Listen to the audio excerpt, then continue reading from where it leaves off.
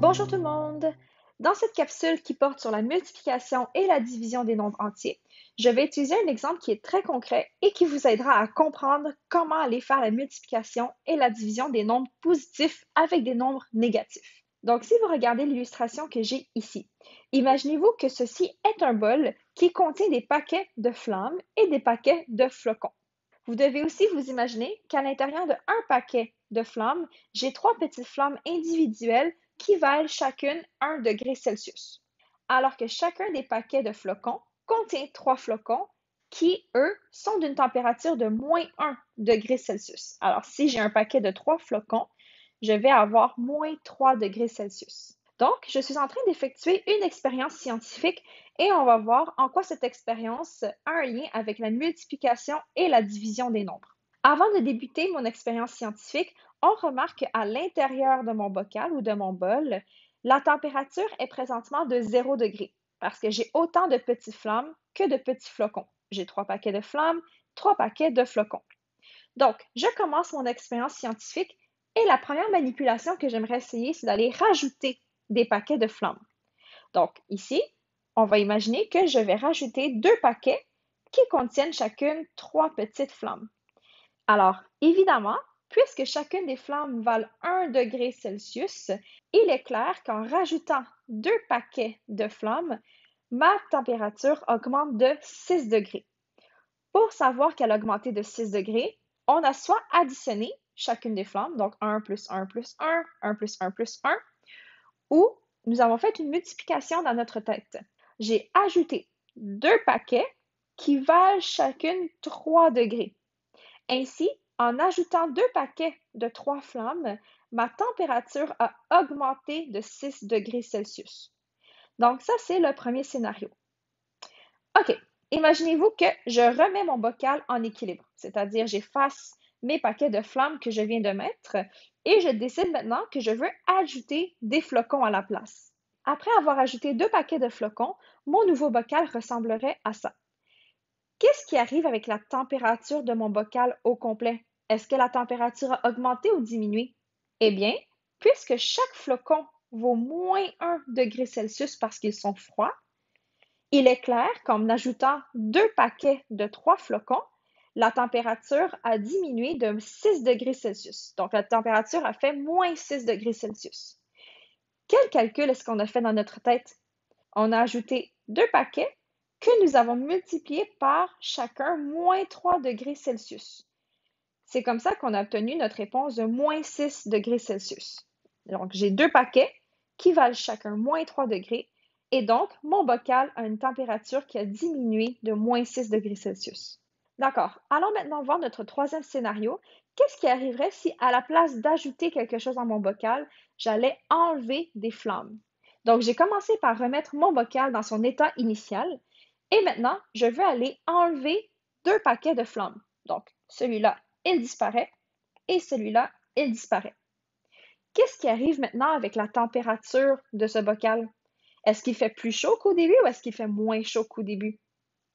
Donc, puisque j'ai été enlever des flammes qui, elles, valent chacun 1 degré Celsius, il est évident qu'en enlevant des paquets de flammes, la température a chuté. Il fait plus froid que tantôt.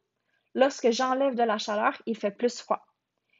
Alors, côté mathématique, si on veut réécrire ça comme une multiplication, je vois que j'ai été enlever 2 paquets, donc moins 2 paquets, qui valaient chacune 3 degrés Celsius. Vous voyez, j'ai 2 paquets et chacun des paquets valait 3 degrés Celsius. Et on a dit que le résultat final, après avoir été enlevé ces 2 paquets, c'est que la température a chuté de 6 degrés Celsius. Alors, j'ai un résultat de moins 6 degrés Celsius. OK, alors c'est intéressant. On voit maintenant que ajouter des paquets de flocons ou enlever des paquets de flammes vont engendrer le même résultat de moins 6 degrés Celsius. Allons voir le quatrième et dernier scénario. Qu'arriverait-il si je veux maintenant aller enlever des paquets de flocons? Donc ici, on va enlever celui-là de mon bocal et on va enlever celui-là de mon bocal.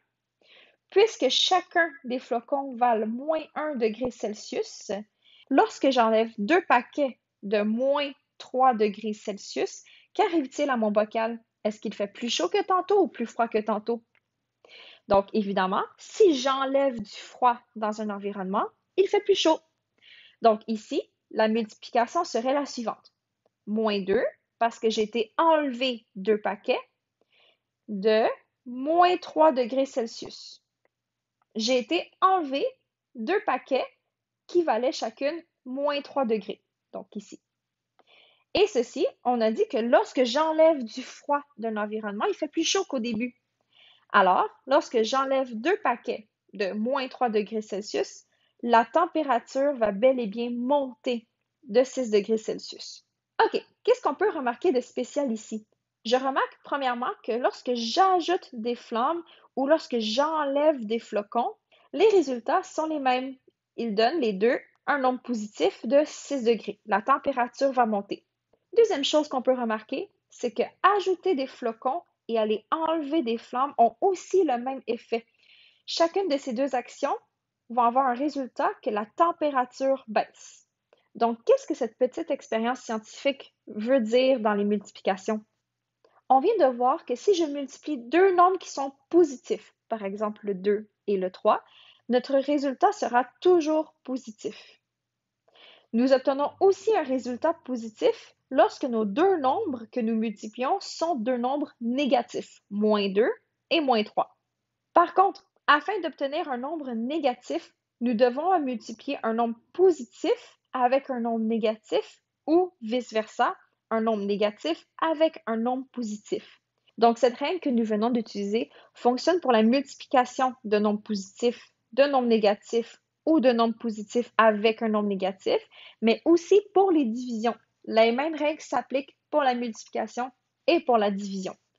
Donc, si on avait à résumer ça dans un tableau, nous savons maintenant que multiplier ou diviser un nombre positif avec un deuxième nombre positif va toujours me donner une réponse positive. La deuxième façon d'obtenir un nombre positif, c'est lorsque je multiplie ou je divise un nombre négatif avec un autre nombre négatif, par exemple, moins 2 fois moins 3 qui me donnait le nombre positif 6. Et puis, finalement, lorsque je multiplie ou je divise un nombre négatif avec un nombre positif, ou vice-versa, que je multiplie ou je divise un nombre positif avec un nombre négatif, nous obtiendrons toujours des réponses qui sont négatives. Alors, c'est aussi simple que ça lorsque nous voulons multiplier ou diviser des nombres entiers. Tout ce que vous avez à faire, c'est déterminer le signe de votre réponse et puis après, vous utilisez vos tables de multiplication afin de déterminer quel est le produit ou le quotient de vos deux nombres.